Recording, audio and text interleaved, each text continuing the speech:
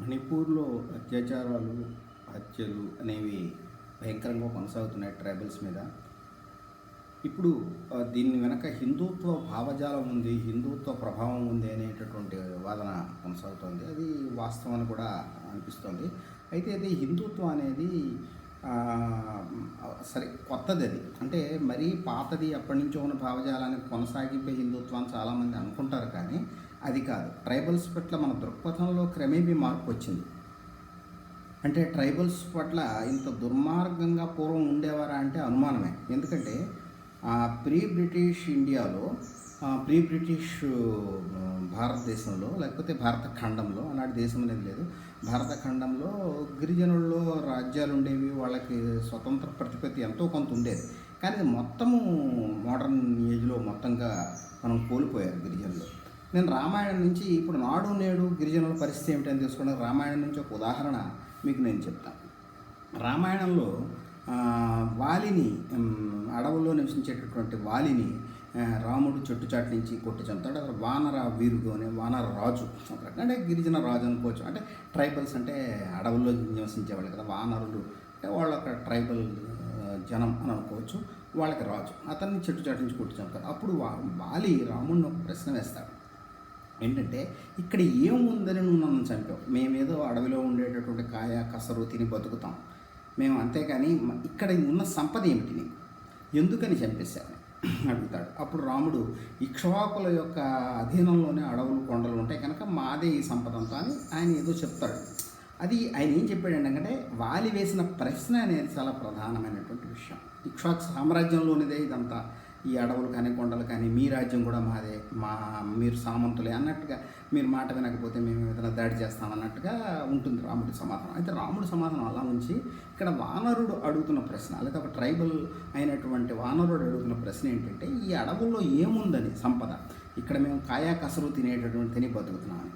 కానీ ఈనాడు ఆ పరిస్థితి లేదు. మోడర్న్ సైన్స్ చాలా విషయాలను కనుగొంది.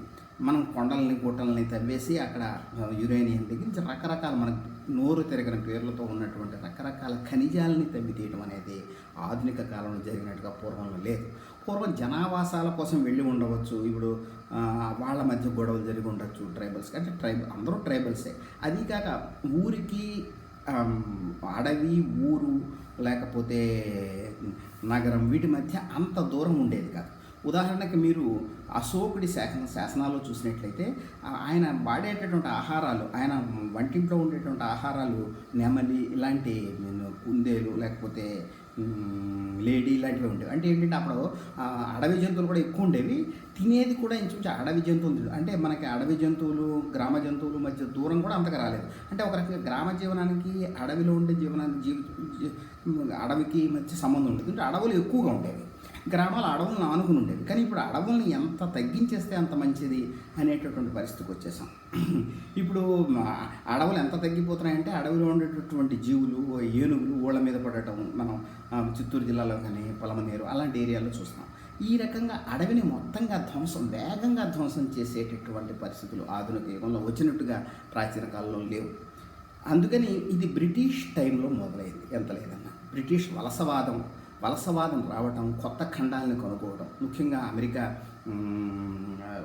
ఖండాన్ని కనుగొన్న తర్వాత అక్కడ రెడ్ ఇండియన్స్ని చంపేశారు. ప్రతి ఆఫ్రికాకి వెళ్ళారు. అయితే ఎక్కడికి వెళ్ళినా వలసవాదులు చెప్పింది మిమ్మల్ని మేము ఉద్ధరిస్తాం, మీకు చదువునిస్తాం, ఇది ఇస్తామని చెప్తూ వాళ్ళని అంతరింపజేయడం అనేది ఒక కార్యక్రమంగా పెట్టుకున్నారు. ఇంకా మిగిలిన వాళ్ళు కూడా వాళ్ళనే అనుసరిస్తున్నారు. అదే నాగరికత. ఇప్పుడు మతాంతరీకరణ జరుగుతుందా మరొకట, అది అంత ముఖ్యంగా ఒక నాగరికత అదే. అంటే ఏమిటి, అక్కడ ఉన్నటువంటి గనులను తవ్వటము, రకరకాల ఉత్పత్తి పెంచటం, మరింత ఉత్పత్తి పెంచితే కానీ నాగరికత నిలబడదు. ఈ ఉత్పత్తిని ఇంత పెద్ద ఎత్తున పెంచడం అనే కార్యక్రమం పూర్వం ఉండే అవకాశం లేదు, అటువంటి టెక్నాలజీ లేదు. ఆ కాలంలో అడవికి, కొండలకి, గుట్టలకి, గ్రామాలకి ఇంత దూరం లేదు. అంటే ట్రైబల్కి అందుకని అడవుల్ని, చెట్లని ఆ రోజుల్లో దేవతలుగా పూజించేవారు. అలాగే ట్రైబల్స్ పట్ల వాళ్ళలో కూడా ఏదో మహిమలు ఉన్నాయని భయం ఉండదు.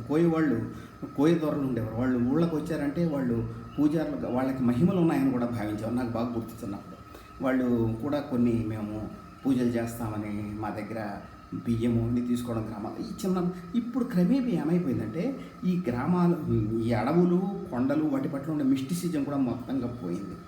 పోయి అప్పుడు రాజులు ఉండేవారు, గోండులకు రాజులు ఉండేవారు కదా, వాళ్ళకి ప్రత్యేక రాజ్యాలు ఉండేవి. వాళ్ళని వాళ్ళు పరిపాలించుకునేవారు.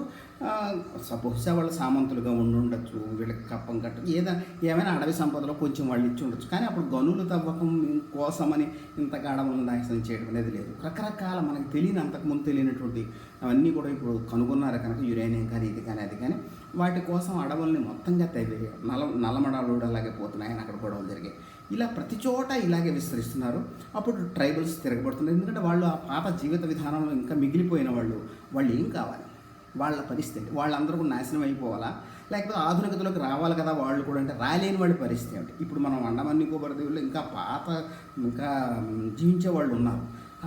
వాళ్ళందరూ ఏమం కావాలి? వాళ్ళు ఈ నాగరికతలోకి ఏ కారణం వల్ల రాకుండా అక్కడ అంటి పెట్టుకుని ఉండిపోయారు.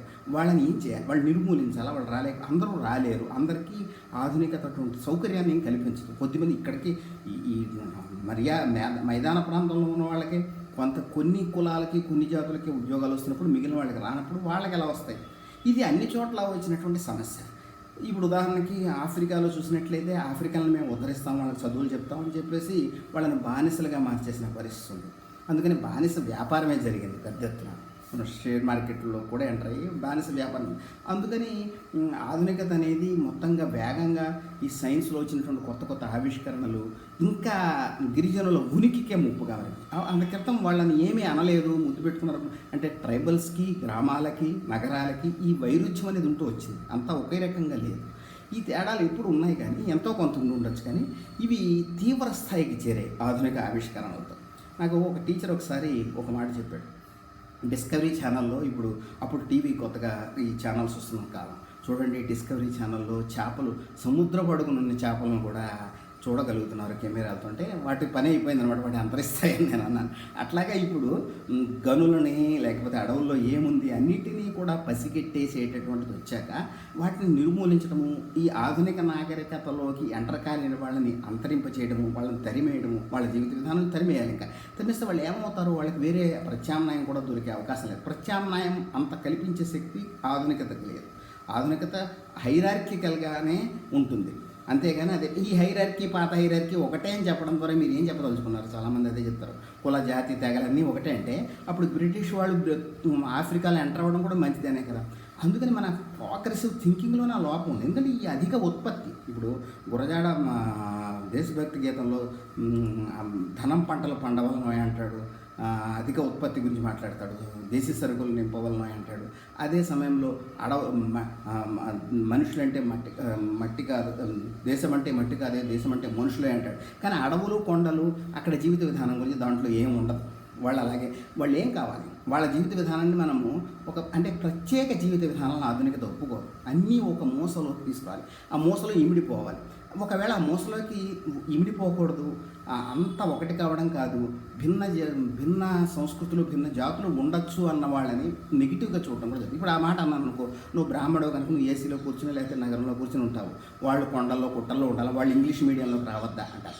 అలా అనడం ద్వారా వాళ్ళ జీవిత విధానాన్ని నాశనం చేసి వాళ్ళు అంతరింప చేయటం అనేది పరోక్షంగా జరుగుతుంది. అందుకనే హేతువాదులకి, దళితవాదులకి, హిందుత్వవాదులకి ఒక పోలిక ఉంటుంది. వీళ్ళందరూ ఒకే జీవిత విధానాన్ని అంగీకరిస్తారు. అందుకని వీళ్ళు ఏమంటారు? ట్రైబల్స్ను కూడా ఇంగ్లీష్ మీడియం స్కూల్స్కి లేకపోతే మన ఏసీ గదుల్లోకి వచ్చేలా చేయాలని వీళ్ళు అంటారు. వాళ్ళ హిందుత్వవాదులు ఏమంటారంటే వాళ్ళని అంతరింప చేయాలి, వాళ్ళ వాళ్ళు టెర్రరిస్టులు లేకపోతే నక్సలైట్లు లేకపోతే మతాంతరీకరణ చెందిన వాళ్ళకి అంతరింప చేయాలని వాళ్ళు అంటారు. కానీ ఇద్దరూ కూడా వాళ్ళ జీవిత విధానాన్ని యాక్సెప్ట్ చేయరు. అది ఆధునికతకి విరుద్ధమైన జీవిత విధానం. ఆధునికతలోకి వాళ్ళు ఏ కారణం వల్లైనా, మన పొరపాటు వల్ల అంటే అగ్రవర్ణాల పొరపాటు వల్ల వీళ్ళు అంటారు. వీళ్ళు హిందుత్వవాదులు ఏమంటారంటే వాళ్ళ ఆధునికతలోకి రాకపోవడానికి, ఈ మోడర్న్ అభివృద్ధిలోకి ఎంటర్ కాలేకపోవడానికి వాళ్ళ వైఖరి, వాళ్ళ వెనుకబాటుతనమే కాకుండా వాళ్ళ తీవ్ర దృక్పథము, నక్సలైట్లు వాళ్ళు లేకపోతే వాళ్ళు మతాంతరీకరణ చెందుతున్నారు, వాళ్ళ బుర్రలు సరిగ్గా పనిచేయటం లేదు అనేసి ఇద్దరు కూడా ఒక రకంగా వాళ్ళ జీవిత విధానం మోడర్న్ ప్రమాణాలకి అనుగుణమైనది కాదు, ఆ జీవిత విధానం అంతరింపదగినది అని పరోక్షంగా అందరూ అంగీకరిస్తారు. ఇది హిందుత్వకు బలాన్ని చేకూరుస్తుంది. హిందుత్వం ఏం చేస్తుందంటే దుర్మార్గంగా ఈ ఆధునికతను వేగంగా, భయంకరంగా వాళ్ళ మీద, ట్రైబల్స్ మీద రుద్దడంతో వాళ్ళు మొత్తంగా జాతిగా అంతరించిపోయేటటువంటి ప్రమాదం ఉంటుంది. కానీ దానికి ప్రత్యామ్నాయం చూపించేటటువంటి శక్తి దళితవాదులకి హిందూవాదులకి లేదు. నాడు నేడు ఒకే రకంగా ఉందని ట్రైబల్స్ పరిస్థితి అని చెప్పలేం. ప్రీ మోడర్న్ స్టేట్లో అప్పుడు ఎంతో కొంత, ఇప్పుడు చెంచులను చంపినప్పుడు ఆయన ఎవరు వాసిరెడ్డి వెంకటాద్రి నాయుడు అనే జమీందారు చెంచులను అన్యాయంగా చంపేసినప్పుడు పశ్చాత్తాపడి గుళ్ళు కట్టాడు. అంటే అది తప్పు అనే భావన ఉంది. కానీ ఈనాడు అది లేదు. వాళ్ళు నక్సలైట్లను, మతాంతరీకరణ చెందారనో, వాళ్ళు డ్రగ్స్ పండిస్తున్నారనో ఈ హిందుత్వవాదులు వాదిస్తారు. మరి డ్రగ్స్ పండిస్తే మీరు డ్రగ్స్ అందరూ వాడుతున్నది ఎవరు?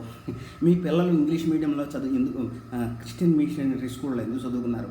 మీరు కూడా రెడ్లు, కమ్మలు, బ్రాహ్మలు ఎందుకు మతాంతరీకరణ చెందారు? అంటే వీళ్ళ లోపాలను కూడా వీళ్ళు గుర్తించకుండా వాళ్ళ మీదకే మొత్తం నేరాన్ని చెప్తారు. మొత్తంగా ఈ ఆధునిక అభివృద్ధి, అదానీ, అంబానీ లేకపోతే పెట్టుబడిదారులు తీసుకొస్తున్నటువంటి గనుల తవ్వకము, దానివల్ల వచ్చే ఆధునిక అభివృద్ధిలో వీళ్ళు భాగమైన. అంటే ఇప్పుడు బ్రాహ్మిన్స్ అంటే ఏమి సంధ్యావనం చేసుకుంటూ కూర్చోరు కదా, వాళ్ళు సాఫ్ట్వేర్ ఇంజనీర్లు లేదా స్పెషలిస్టులు ఈ ఆధునిక విద్యలోకి వచ్చేసారు. ఈ ఆధునిక సౌకర్యాలు వీళ్ళని మరింత పెంచుకోవడానికి ఈ ట్రైబల్స్ అంతరించడం అవసరం. అంటే ట్రైబల్ జీవన విధానం అంతరించి ఒక మోడర్న్ ఎంత తవ్వితే, అంటే ఆధునిక అభివృద్ధి ఒక అంటే ట్రాప్, అంటే అభివృద్ధి అనేది ఒక ట్రాప్. ఇంకా అభివృద్ధి, ఇంకా ఉత్పత్తి, అధిక ఉత్పత్తి. ఈ అధిక ఉత్పత్తికి కమ్యూనిస్టులు కానీ దళితవాదులు కానీ ఎవ్వరు కూడా అబ్జెక్షన్ చెప్పరు. ఈ అధిక ఉత్పత్తి ఒకవైపు నీకు కావాలి, అధిక సౌకర్యాలు కావాలి, కానీ ఒకే రకంగా అందరి జీవిత విధానం ఉండాలి. అందరూ ఏసీ గదుల్లో ఉండాలి. ఇది పర్యావరణ పరంగా కూడా సాధ్యం కాదు, జీవన విధానంగా సాధ్యం కాదు. మరి అట్లాంటిది వీళ్ళు అంటూ ఉంటారు. కానీ అప్పుడు ఏమవుతుందంటే ఒక ద్రౌపది ముర్ములాగా ఒక ప్రత్యేకంగా కొద్దిమంది వ్యక్తులు దళితుల నుంచి, ట్రైబల్స్ నుంచి ఒక ఉన్నత స్థితికి వస్తారు, కానీ మిగిలిన వాళ్ళు అంతరించిపోతారు. అంటే ట్రైబల్స్ మిగిలిన వాళ్ళు అంతరించిపోతారు. వాళ్ళు అంతరించకుండా ఏ అభివృద్ధి సాధ్యం కాదు. ఎందుకంటే వాళ్ళ జీవిత విధానాన్ని అలా ఉంచడం అనేది సాధ్యం కాదు. వాళ్ళందరినీ కూడా ఒకే రకమైన జీవిత విధానంలోకి తీసుకురావడం కూడా ఆధునిక చేయలేకపోయింది. వరల్డ్వైడ్గా కుదరదు. ఎందుకంటే అధిక ఉత్పత్తి మీద ఆధారపడి అమెరికా లాంటివి ఎక్కువ వినియోగం మీద ఆధారపడ్డాయి. కొంత తక్కువ వినియోగం మీద కొన్ని దేశాలు ఉన్నాయి. అసలు వినియోగమే లేని పరిస్థితులు కొన్ని ఆఫ్రికా దేశాలు ఉన్నాయి, వినియోగంలో వెనకబడిపోయి. అంతేకాని వినియోగం అనే దాని మీద ఆధునిక జీవిత విధానం ఉంది. ఈ వినియోగం అనేది అందరూ కూడా సేమ్ వినియోగం అనేది చేయలేరు, ఒకే పరిస్థితుల్లోకి లేరు. అందుకని ఆధునికత అనేది హైరార్కీని దేశాల మధ్య, మనుషుల మధ్య, నగరం గ్రామాల మధ్య, గ్రామం అడవి మధ్య మరింత పెంచుతూ పోతుంది ఆ దూరాన్ని. ఇదివరకు కొంత దూరం ఉంటే ఇప్పుడు మరీ దూరం పెరిగిపోతుంది. తిండి అలవాట్ల దగ్గర నుంచి, జీవిత విధానం దగ్గర నుంచి, ఆ సౌకర్యాల నుంచి ఈ వైవిధ్యాన్ని పెంచుతూ, ఈ తేడాలని, వైవిధ్యం అంటే ఈ తేడాలని, హైరార్కీని పెంచుతూ పోతుంది. ఇలాంటి ఆధునిక అభివృద్ధిలో నువ్వు ట్రైబల్స్ని అంతరింప చేయకుండా, ట్రైబల్స్ అంతరించకుండా ఆధునిక అభివృద్ధి సాధ్యం కాదు. ఈ పరిస్థితుల్లో హిందూత్వం ముందుకు దూసుకుపోతూ మరింత అభివృద్ధి మోడల్గా తీసుకొస్తూ ట్రైబల్స్ని మొత్తంగా క్రిమినల్స్గా, లేకపోతే మతాంతరీకరణ చెందేవాళ్ళుగా, యాంటీ నేషనల్గా చిత్రిస్తుంది. ఒకప్పుడు ట్రైబల్స్లో దైవాన్ని చూసే, లేకపోతే చెట్లలో, కొండల్లో వాళ్ళ కొంత మహిమ ఉందేమో అనేటటువంటి అమాయక జనం పోయి మొత్తంగా వాళ్ళని క్రిమినల్స్ గాను, యాంటీ నేషనల్ గాను ఇది చిత్రిస్తుంది ఇది హిందుత్వ. కానీ మిగిలిన దళితవాదులు కానీ, కమ్యూనిస్టులు కానీ ప్రత్యామ్నాయం లేదు. ఎందుకంటే వాళ్ళు కూడా ఆధునిక అభివృద్ధి, మరింత ఉత్పత్తి, మరింత ఇదిలోనే ఉన్నారు. కమ్యూనిస్టు దేశాలు కూడా దానిలోనే ప్రయాణించాయి. కానీ అవి కమ్యూనిస్టు దేశాలు ఉన్నా కదా అనేది వేరే సంగతి. కానీ ఈ అభివృద్ధి మోడల్లోనే అలాంటి లోపం ఉంది. ఆ లోపాన్ని ఆసరా చేసుకుని హిందుత్వం మరింత దూకుడుగా వెళ్తుంది. నాటికి నీటికి గిరిజనుల పరిస్థితుల్లోనూ, గిరిజనులను అంచనా వేయడంలోనూ చాలా తేడాలు వచ్చాయి. ఎందుకంటే మోడర్న్ సైన్సు, అభివృద్ధి, మరింత ఉత్పత్తి, మరింత వినియోగం అనే దాని మీద ఆధునిక మార్కెట్ కల్చరు, దాంట్లో మనుషులు ఉన్నారు కనుక దానికి అనుగుణంగా, అంటే దాన్ని మరింత వేగవంతం చేయడానికి హిందుత్వ అనేది వచ్చింది. హిందుత్వ భావజాలం కూడా ఆధునికమైనదే, కానీ ప్రాచీనానికి ఏమీ సంబంధం లేదు. ఎవరైతే మితిమీరి వినియోగిస్తారో, మితిమీరి అభివృద్ధిలో భాగంగా ముందుకు దూసుకుపోతున్నారో వాళ్ళు తమ సౌకర్యం కోసం చేసుకున్నటువంటి ఆలోచన విధానమే హిందుత్వ. అది ఎక్కువగా వెస్ట్రన్ కల్చర్ నుంచి, వెస్ట్రన్ సంస్కృతి నుంచి, వెస్ట్రన్ క్రిస్టియానిటీ నుంచి, ఎందుకంటే వాళ్ళు కనుగొన్నారు అది. ఆ జీవన విధానాన్ని ముందుకు తీసుకొచ్చింది వాళ్ళు ఒక రకంగా ముందుకు దారి చూపించేది వాళ్ళైతే వాళ్ళ వెంట వెళ్ళేవాళ్లే, కానీ మన వాళ్ళే ముందుకు వెళ్ళిన వాళ్ళు కదా. ఆ సైన్స్ని వీళ్ళు కనుగొనలేదు, ఆ మార్కెట్ని వీళ్ళు కనుగొనలేదు. కనుక ఆ మార్కెట్ వినియోగ సంస్కృతిలో భాగంగా ఈ ట్రైబల్స్ని ఈనాడు అర్థం చేసుకోవడం జరుగుతుంది. అగ్రవర్ణ బ్రాహ్మిన్స్ కానీ, ఎవరు కానీ, దళితులు కానీ, ఎవరి లెవెల్లో వాళ్ళు అర్థం చేసుకోవడం జరుగుతుంది. ఎవరి ప్రయోజనాల కోసం. అంటే దళితులు వాళ్ళు ఏమంటారు, ట్రైబల్స్ కూడా ఈ మార్కెట్ కల్చర్లో ప్లేస్ రావాలంటారు. ఈ బ్రాహ్మిన్స్ కానీ అప్పర్ క్యాస్ట్ వాళ్ళు కానీ ఆ ట్రైబల్స్ సంస్కృతి మొత్తంగా ట్రైబల్స్ని ప్రమాదకరమైన వాళ్ళు అంటారు. ఇద్దరు కూడా ట్రైబల్ యొక్క జీవిత విధానం అనివార్యంగా అది కూడా మిగలచ్చు, విభిన్న సంస్కృతులు లేకపోతే కల్చర్స్ మిగలచ్చు అంటారు. ఎందుకంటే ఈ విభిన్నతకి ఆధునికతలో ఆస్కారం లేదు. ఆ విభిన్నత అనేది నెగిటివ్గా చూడబడుతుంది దళితుల్లో కూడా. వీళ్ళలో కూడా హిందుత్వవాదులు కూడా దాన్ని డిఫరెంట్గా చూస్తారు, అంటే ఒక లోపంగా చూస్తారు. ఇద్దరు కూడా ఒకే ఒక మూసలోకి జనాల్ని ఇమర్చాలని చూస్తారు, దళితవాదులు కానీ అందరూ మోడలిస్టులు, కమ్యూనిస్టులు కానీ హిందుత్వవాదులు కానీ. అయితే చూసే విధానంలో చూపులో తేడా. కానీ ఆనాటికి ఈనాటికి మొత్తంగా ఏమంటారు, ట్రైబల్స్ని అర్థం చేసుకోవడంలో, వాళ్ళని చూడడంలో మన చూపులో తేడా వచ్చిందని అర్థం చేసుకోవాలి. ఇది మనం ముందు ఆలోచన ద్వారా మనం తెలుసుకోవాల్సిన విషయం.